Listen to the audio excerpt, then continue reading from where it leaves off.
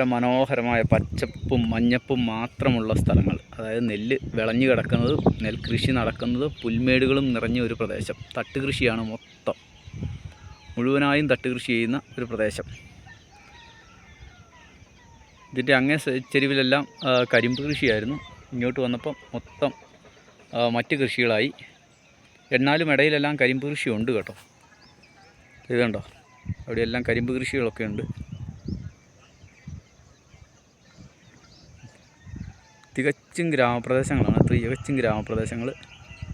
അപ്പോൾ നമ്മുടെ നാട്ടിൽ കാണാൻ പറ്റാത്ത ഒരു ഗ്രാമപ്രദേശം. നമുക്ക് മലനാട്ടുകളിലൊക്കെ ഇങ്ങനെ വലിയ മലകളുടെ മുകളിലേക്ക് ട്രെക്ക് ചെയ്യാനോ അങ്ങനെയുള്ളൊരു സാഹചര്യമില്ല. അതെല്ലാം ഫോറസ്റ്റിൻ്റെ അണ്ടറിലാണ്. പക്ഷേ ഇവിടെ അങ്ങനെയല്ല. ഇവിടെ എല്ലാ സ്ഥലത്തും നമുക്ക് പോയി കാണാൻ പറ്റും. അങ്ങനത്തെ വലിയ റെസ്ട്രിക്ഷനൊന്നുമില്ല. ഇപ്പോഴത്തെ ഇത് കണ്ടോ, ഈ ക്ലിഫിൻ്റെ ഏറ്റവും അറ്റത്താണ് ഞാൻ നിൽക്കുന്നത്. ഇത് കണ്ടോ, ഈ ക്ലിഫിൻ്റെ ഏറ്റവും അറ്റത്ത്. പക്ഷേ നമ്മുടെ എവിടെയാണെങ്കിൽ ഇവിടെ വേലി കെട്ടി തിരിച്ച് മൊത്തം ഇതാക്കി നിർത്തി വയ്ക്കും, ആർക്കും വന്ന് കാണാൻ പറ്റാത്ത രീതിയിൽ. അപ്പോൾ ശരി, ഈ ഏരിയയൊക്കെ കണ്ട് നമ്മൾ പതിയെ തിരിച്ചു പോവുകയാണ്. ഹലോ, നമസ്കാരം. ജോപ്പൻ്റെ യാത്രയുടെ പുതിയ അധ്യായത്തിലേക്ക് ഏവർക്കും സ്വാഗതം.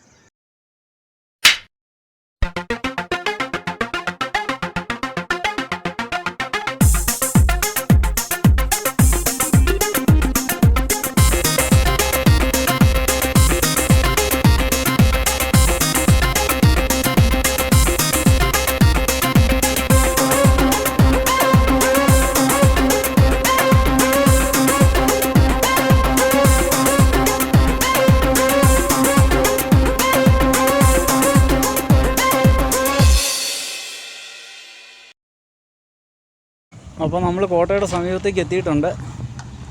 നായകിഞ്ച ഷാജ. ഇവിടെയും നമ്മൾ പീരങ്കി, നമ്മൾ ഗഗൻ ബാവടയിൽ കണ്ട പോലത്തെ പീരങ്കിയാണ്. തടിയിൽ തീർത്ത പീരങ്കി എടുത്തുകൊണ്ട് പോകാനുള്ള പരുവത്തിലുള്ള പീരങ്കിയാണ് കാണുന്നത്. കണ്ടോ, ഇതിൽ കുതിരവണ്ടിയിലൊക്കെ കെട്ടി വലിച്ചുകൊണ്ട് പോകാനുള്ള സൗകര്യത്തോടു കൂടിയ ഒരു പീരങ്കിയാണ്. അപ്പോൾ ശരി, കയറി വരുമ്പോഴേ കാണുന്ന സ്റ്റാച്യു ഇതാണ്. മഹാരാജാവിൻ്റെ സേനാനായകൻ്റെ ശില്പമാണ് ഇവിടെ കാണുന്നത്. അത് ഈ മലനിരയുടെ മുകളിലാണ് ഈ കോട്ട സ്ഥിതി ചെയ്യുന്നത്. ഇത് മുഴുവൻ കോട്ടയുടെ ഭാഗങ്ങളാണ് കേട്ടോ. ആ മുകളിൽ കാണുന്നതാണ് കോട്ട. ഇപ്പം നമ്മൾ അങ്ങോട്ടാണ് പോകുന്നത്.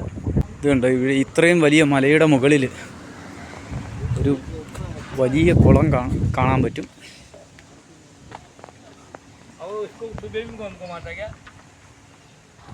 ബാഹർ കർത്താ. ഇത് കണ്ടോ, ഇത്രയും വലിയ മലയുടെ മുകളിൽ ഇത്രയും വലിയൊരു കുളം. കുട്ടികളൊക്കെ മീൻ പിടിക്കുന്നതാണ് കേട്ടോ. താഴെ മീൻ പിടിക്കുന്നതാണ്. ഇതിൻ്റെ അകത്ത് മീനുണ്ട്, അതാണ് അതിൻ്റെ അതിശയം. മിക്കവാറും എല്ലാ കോട്ടയുടെയും മുകളിൽ ധാരാളം ജലസ്രോതസ്സുകൾ കാണും. അതുപോലെ തന്നെയാണ് ഇവിടെയും. പാറ പൊട്ടിച്ച് താത്തിയിട്ട് ചെയ്തിരിക്കുന്ന ഒരു ജലസ്രോതസ്സാണിത്.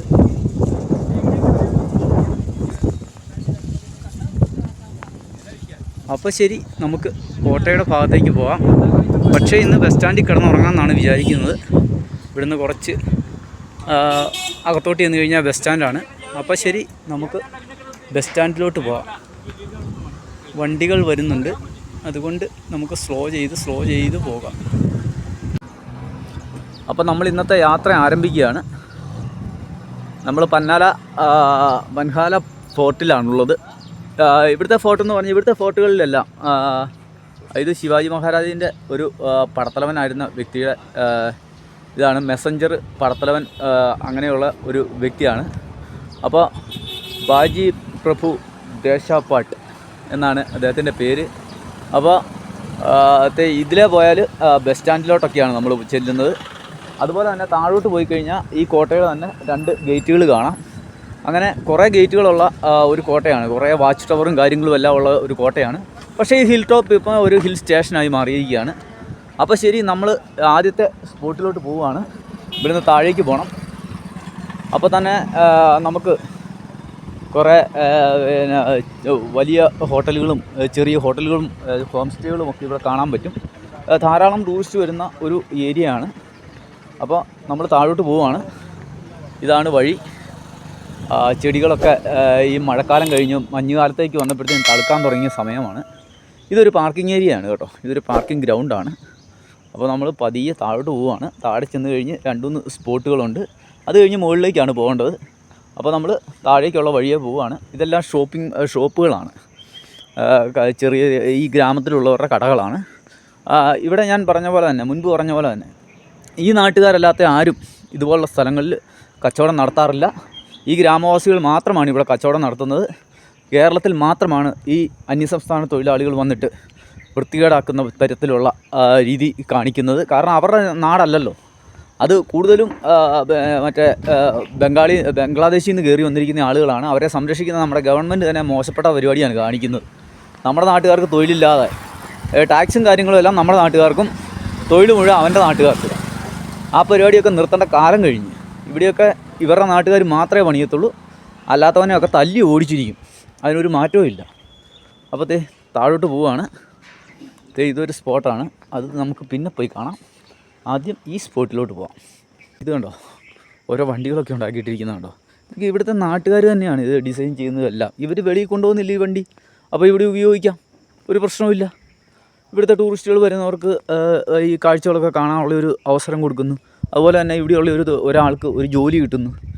പക്ഷേ നമ്മുടെ നാട്ടിൽ അങ്ങനെയല്ലല്ലോ. നമ്മുടെ നാട്ടിൽ ഗവൺമെൻറ് തിന്നുക എന്നുള്ളൊരു സിസ്റ്റമാണല്ലോ. അതാണല്ലോ കേരളം നശിക്കാൻ കാരണം. അപ്പോൾ ശരി, നമ്മൾ കഥ പറഞ്ഞ് ഒരു സ്പോട്ടിലോട്ട് എത്തിയിട്ടുണ്ട്.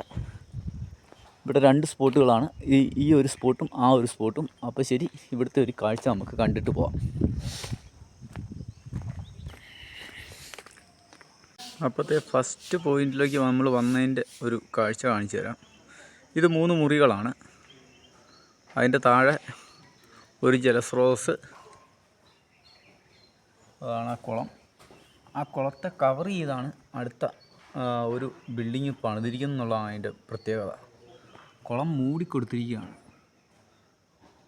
നമ്മൾ പറയും ഈ കിണറൊക്കെ മൂടല്ലെന്ന്. പക്ഷെ ഒരു സൈഡിൽ നിന്നാണ് അതിൻ്റെ ഓപ്പണിങ്. വെയിലടിക്കണം എന്തൊക്കെല്ലാം കഥയാണ് നമ്മുടെ നാട്ടിലുള്ളത്. ഒരു വെയിലും അടിക്കുന്നില്ല. അതിൻ്റെ അടിയിൽ ഉറവയാണ്. ഉറവ വെയിലടിക്കാതെ കിടക്കുന്നതുകൊണ്ട് അത് പായൽ പിടിക്കുകയില്ല. സൈഡിൽ നിന്നുള്ള കാഴ്ചയാണ് കേട്ടോ. താഴെ ഒരു ഗ്രാമം, അവിടെ ഒരു ഗ്രാമം. അങ്ങകലെ സൂര്യൻ ഉദിച്ചു വരുന്നു. ആ സമയത്ത് തന്നെ നമുക്കിവിടെ കാണാൻ പറ്റും താഴെ കൃഷിസ്ഥലങ്ങളാണ്. ആ റൂട്ടിലൂടെയൊക്കെ കറങ്ങിയൊക്കെയാണ് നമ്മൾ കയറി വന്നതെന്നാണ് എനിക്ക് തോന്നുന്നത്. അങ്ങകലെ മലനിരകൾ. ഈ പ്രദേശത്തെ ഏറ്റവും ഉയരമുള്ള മലയുടെ മുകളിലാണ് ഞാനിപ്പോൾ നിൽക്കുന്നത്. ഈ കാഴ്ചയെന്ന് പറഞ്ഞു കഴിഞ്ഞാണല്ലോ, എന്താ മനോഹാരിത അല്ലേ. നോക്കിക്കേ, ഇതുണ്ടോ, ഇത് എല്ലാം പുൽമേടുകളാണ്. അത് വയലുകളൊക്കെയാണ്, കൃഷിയൊക്കെയാണ്. അത് മറ്റ് കൃഷികൾക്ക് വേണ്ടി മാറ്റിയിട്ടിരിക്കുന്ന സ്ഥലമാണ്. ഇടയ്ക്കൊക്കെ നെൽകൃഷി കാണാൻ പറ്റും.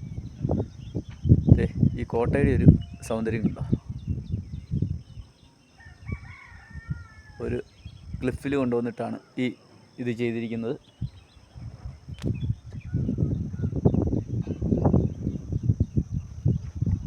അപ്പോൾ ഇവിടെ നിന്ന് വാച്ച് ചെയ്താൽ ഇത്രോ ഏരിയ കാണാൻ പറ്റും. അതായത് ഒരു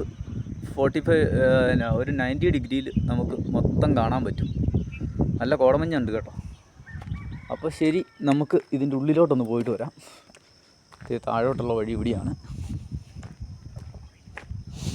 കുഞ്ഞിനെ കൊണ്ടുവരാൻ പറ്റാത്തതെന്ന് പറഞ്ഞാൽ ഇവിടെ ഇപ്പോൾ ഒച്ചപ്പാടായതിന്.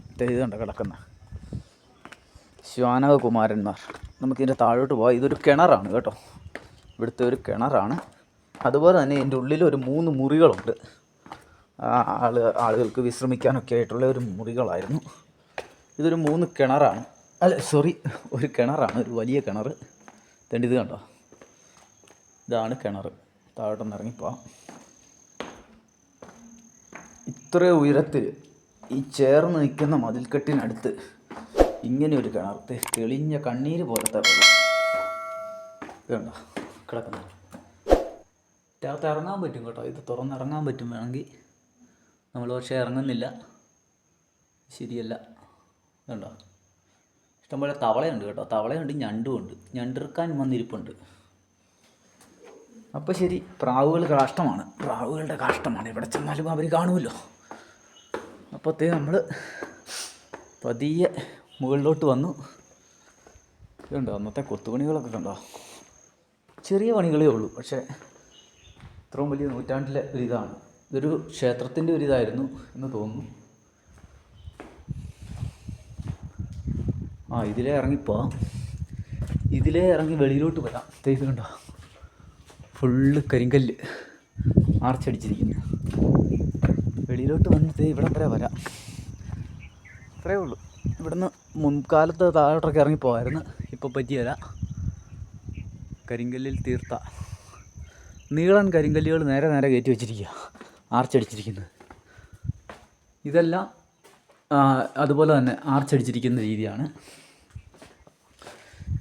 ഛത്രപതി ശിവജി മഹാരാജാവിൻ്റെ കാലത്ത് പണിത ഒരു കെട്ടിടമാണിത്. മുകളിലൊക്കെ പ്രാവുകളൊക്കെ ഇരിപ്പുണ്ട്.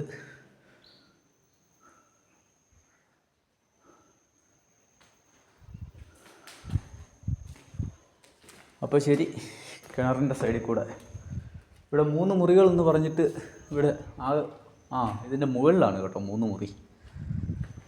3 മുറി എന്ന് പറഞ്ഞത് ആ മുകളിലുള്ള 3 മുറികളാണ്. ഒരു മുറി, 2 മുറി, 3 മുറി. അതുണ്ടോ? അത് കഴിഞ്ഞുള്ള കാലത്ത് മറ്റുള്ളവർ ഏറ്റെടുത്തപ്പോഴത്തേനും അവിടെ ഒരു ദീവാറിൽ അവരുടെ ലിപിയൊക്കെയാണ് എഴുതി വച്ചിരിക്കുന്നത്.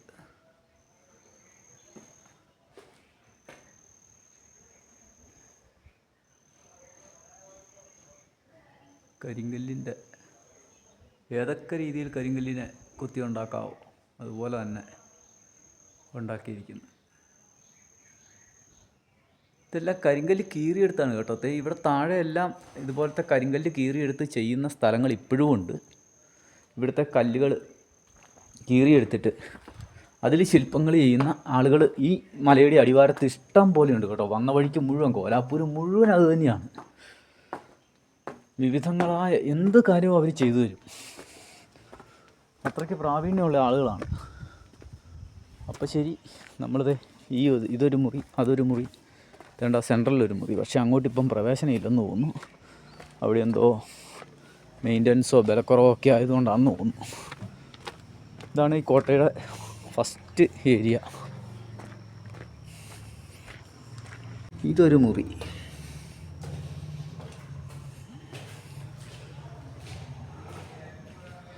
അതിനുശേഷം ഇങ്ങനെ പോയി ഇത് എനിക്ക് തോന്നുന്നു ജയിലാണെന്ന് തോന്നുന്നു.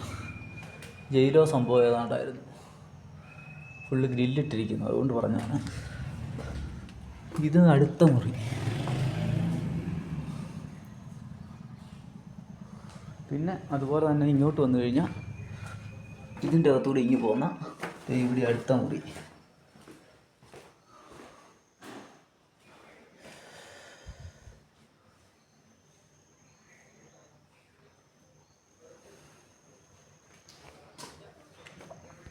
അപ്പം നമ്മൾ ഇതിനുള്ളിൽ നിന്നും പതിയെ ഇറങ്ങി പോവാണ്. ഇവിടെ ചെറിയ ലീക്കൊക്കെ ഉണ്ട് കേട്ടോ. ഇതിൻ്റെ മേളിൽ ഒറ്റക്കല്ലിൽ തീർത്ത കൊത്തുപണികളൊക്കെ ഉണ്ട്, ചെറിയ ചെറിയ പണികൾ.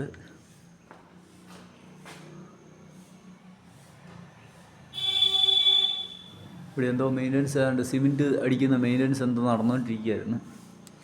മഴക്കാലമായതുകൊണ്ടാണ്. കാരണം വെള്ളം താഴോട്ട് ഇങ്ങനെ ഇറ്റിറ്റ് വീഴുന്നുണ്ട്. അപ്പോൾ ശരി, നമ്മളിതിൻ്റെ വെളിയിലോട്ടിറങ്ങാണ്. ഇവിടുത്തെ സ്പെഷ്യൽ ആൾക്കാർ ഇരിപ്പുണ്ട് കേട്ടോ. ഇവരെ പാവങ്ങളാണ്. കാരണം ഇവർ ഈ ഇലയൊക്കെ തിന്ന് ഫ്രൂട്ട്സൊക്കെ കഴിച്ച് മാത്രം ജീവിക്കുന്ന, ആരെ ശല്യപ്പെടുത്തുന്ന സ്വഭാവമൊന്നും ഇവർക്കില്ല. ഇവരുടേതായ ഒരു ലോകത്ത് ജീവിക്കുന്ന ആളുകളാണിവർ. വഴിയിലൊന്നും വന്നാലും നമ്മളെ ഒന്ന് ശല്യപ്പെടുത്താൻ വരികയില്ല. അങ്ങനത്തെ ടീമുകളാണ് കേട്ടോ. കോട്ടയുടെ മറ്റൊരു ഭാഗമാണ്. കോട്ടയായിട്ട് കെട്ടിയുണ്ടാക്കിയിട്ടില്ല. മലയുടെ മുകളിൽ ഒരു ചെറിയ മതിൽക്കെട്ട്, അതുതന്നെയാണ് കോട്ട. ഈ മലയെ താണ്ടി മുകളിലേക്ക് ആർക്കും വരാൻ പറ്റില്ല എന്നുള്ളതാണ് അതിൻ്റെ പ്രത്യേകത. അപ്പോഴത്തെ 2 മൈലുകൾ കാവൽ നിൽക്കുന്ന ഒരു കോട്ടവാതിൽ.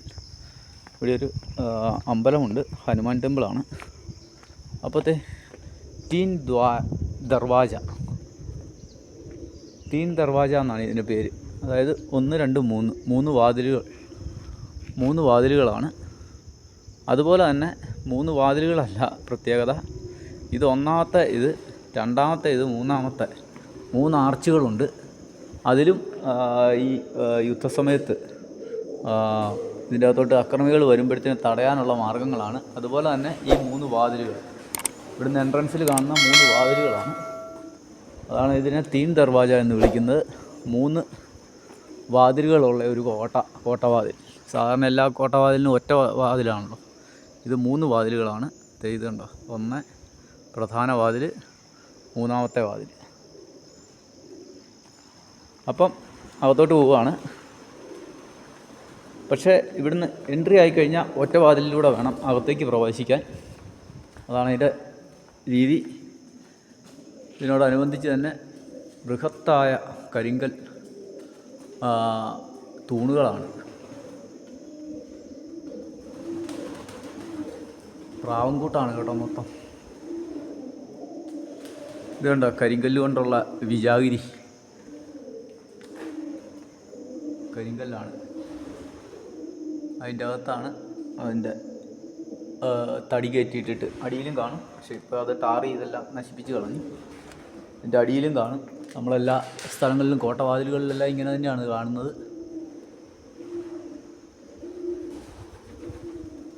അത്യാവശ്യം കുഴപ്പമില്ലാത്ത കൊത്തുപണികളോട് കൂടിയ ഒരു കോട്ടവാതിലാണ്. ഇതാണ് നമ്മൾ കോട്ടയ്ക്കുള്ളിലേക്ക് പ്രവേശിക്കുന്നത്.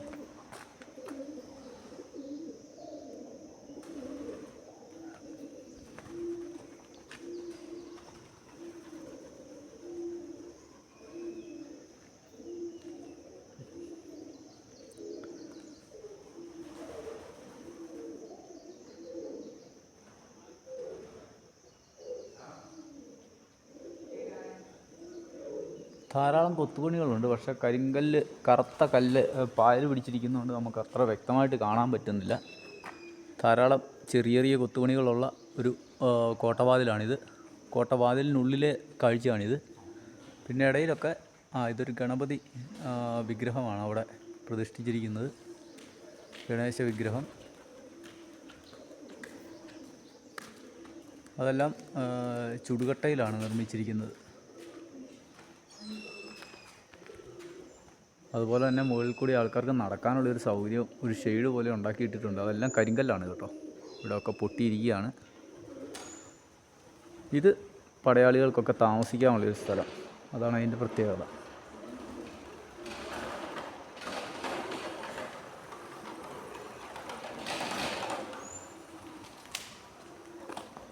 ഇത് കോട്ടയ്ക്കുള്ളിലെ ഒരു ജലസ്രോതസ്സാണെന്ന് തോന്നുന്നു. നോക്കട്ടെ, അത് തന്നെ. ഇതുണ്ടോ, കോട്ടയ്ക്കുള്ളിലെ ഒരു ജലസ്രോതസ്സ്. എല്ലായിടത്തും കാണും ഇതുപോലെ വെള്ളത്തിനുള്ളൊരു മാർഗം.